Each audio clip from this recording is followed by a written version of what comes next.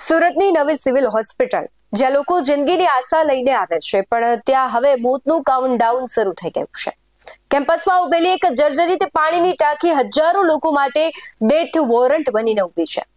લાખો રૂપિયાનો ધુમાડો, ભ્રષ્ટાચારની ગંધ અને તંત્રની ઘોર બેદરકારી સામે આવી. શું સુરત વધુ એક મોટી હોનારતની વાટ જોઈ રહ્યું છે? આવા સવાલો થઈ રહ્યા છે. અને બીજો મોટો સવાલ એ છે કે શું અધિકારીઓની આંખ ત્યારે જ ખુલશે જ્યારે કોઈ નિર્દોષનો ભોગ લેવાશે? નમસ્કાર, ગુજરાત BS9 TV ન્યૂઝમાં આપની સાથે હું ભગવતી વિશાવલિયા. સુરત સિવિલ કેમ્પસમાં ઉભેલી આ ટાંકી વિકાસની નહીં પણ વિનાશની નિશાની બની રહી છે. સરકારના લાખો રૂપિયાના ખર્ચે બનેલી આ ટાંકી આજે બિનઉપયોગી છે, પરંતુ તેનું અસ્તિત્વ હજારો લોકો માટે જીવનું જોખમ છે. આ ટાંકીની બરાબર બાજુમાં જ મુખ્ય માર્ગ પસાર થાય છે. દરરોજ અહીંથી લાખો વાહનો અને રાહદારીઓ પણ પસાર થતા હોય છે. જો આ ટાંકી અચાનક તૂટી પડે તો તેનો કાટમાળ સીધો જ ચાલુ ટ્રાફિકમાં પડે અને સેંકડો લોકોના જીવ જઈ શકે છે. સવાલ એ છે, શું PIU વિભાગ અને મેડિકલ કોલેજ તંત્ર આ વાતથી અજાણ છે? તડકેશ્વર જેવી ઘટનાનું પુનરાવર્તન થશે? તાજેતરમાં જ સુરતના તડકેશ્વરમાં પાણીની ટાંકી ધરાશયી થવાની ઘટના સમગ્ર ગુજરાતે જોઈ અને ગુજરાતને હચમચાવી દીધું હતું. શું સિવિલ તંત્ર પણ એવી જ કોઈ હોનારત પછી જાગશે? કેમ્પસમાં આવતા દર્દીઓ અને તેમના સગા સંબંધીઓ પણ આ ટાંકી નીચેથી પસાર થતા હોય છે અને હવે તો તે ફફડાટ અનુભવી રહ્યા છે. આ ગંભીર મુદ્દે કોંગ્રેસ પ્રમુખ વિપુલ ઉદનાવાળાએ મેદાનમાં આવીને તંત્રને આડે હાથ લીધું. તેમણે આક્ષેપ કરતા કહ્યું છે કે જ્યાં જુઓ ત્યાં માત્ર ભ્રષ્ટાચાર જ દેખાઈ રહ્યો છે. લાખો રૂપિયા ખર્ચીને બનાવેલી આ ટાંકી માત્ર ગણતરીના વર્ષોમાં જ જર્જરિત થઈ જાય છે.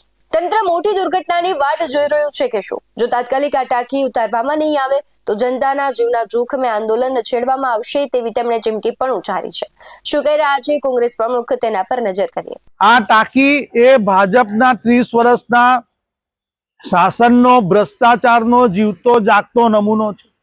જે રીતે તડકેશ્વરની ટાંકી ટ્રિપલ એન્જિનની સરકારની એક જીવતો જાગતો નમૂનો લાઈવમાં પડી ગયો, એ રીતે જે રીતે ટ્રિપલ એન્જિન એટલે 20% સેન્ટ્રલ ગવર્મેન્ટના નેતા લે છે કમિશન, 20% રાજ્ય સરકારના નેતા લે છે કમિશન અને 20% સુરત મ્યુનિસિપલ શાસન લોકલ શાસનના નેતાઓ લે છે. એ શાસનો જ્યારે 60% કમિશન ખોરીને કોઈ ટાંકી બનાવતા હોય છે તો તેની પરિસ્થિતિ આ જ રહેવાની હોય છે. અને પાછળ ખૂબ મોટો રોડ છે, અહીં લોકોની હજારો લોકોની અવર જવર છે. આમ જાનહાનિ થાય એવી મોટી પરિસ્થિતિ ઉત્પન્ન છે, એમને ખબર છે.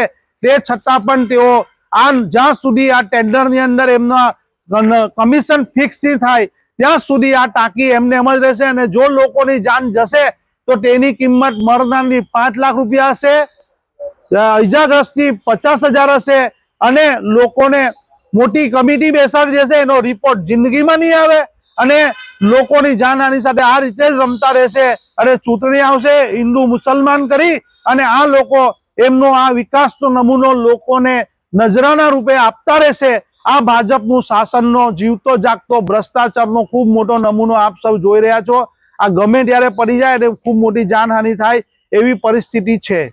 અને પાછળ જે રીતે રોડ છે, ત્યારે રોડ પર વાહન ચાલકોને જીવ જોખમમાં છે, પણ આ શાસકો કુંભકર્ણની ઊંઘ ઊંઘી રહ્યા છે.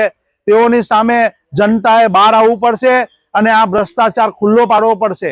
મેડિકલ કોલેજ અને PIU વિભાગ આ બાબતે મૌન કેમ છે તે સવાલ થઈ રહ્યો છે. જો કોઈ નિર્દોષનો જીવ જશે તો તેની જવાબદારી કોણ લેશે? શું સરકાર પૈસાનો આટલો વેડફાટ અને જનતાના જીવની કોઈ કિંમત નથી? આ બધા જ સવાલો થઈ રહ્યા છે. સુરત સિવિલ કેમ્પસની આ જર્જરિત ટાંકી છે હવે માત્ર બાંધકામ નથી પણ વહીવટી તંત્રની નિષ્ફળતાનું પ્રતીક છે. જો તંત્ર હજુ પણ નહીં જાગે તો આગામી દિવસોમાં આ ટાંકી કોઈના પરિવારનો માળો વીખી નાખશે તેવા કોઈ શંકા નથી. તમારું શું માનવું છે કમેન્ટમાં જરૂરથી જણાવજો. બાકી આવા જ વધુ અહેવાલો સાથે ફરી મળતા રહીશું. તમે અમારી YouTube ચેનલને સબસ્ક્રાઇબ કરવાનું, અમને Facebook અને Instagram પર ફોલો કરવાનું ભૂલશો નહીં. બાકી અવનવી અપડેટ્સ મેળવવા માટે આપ જોતા રહો BS9 TV ન્યૂઝ. નમસ્કાર.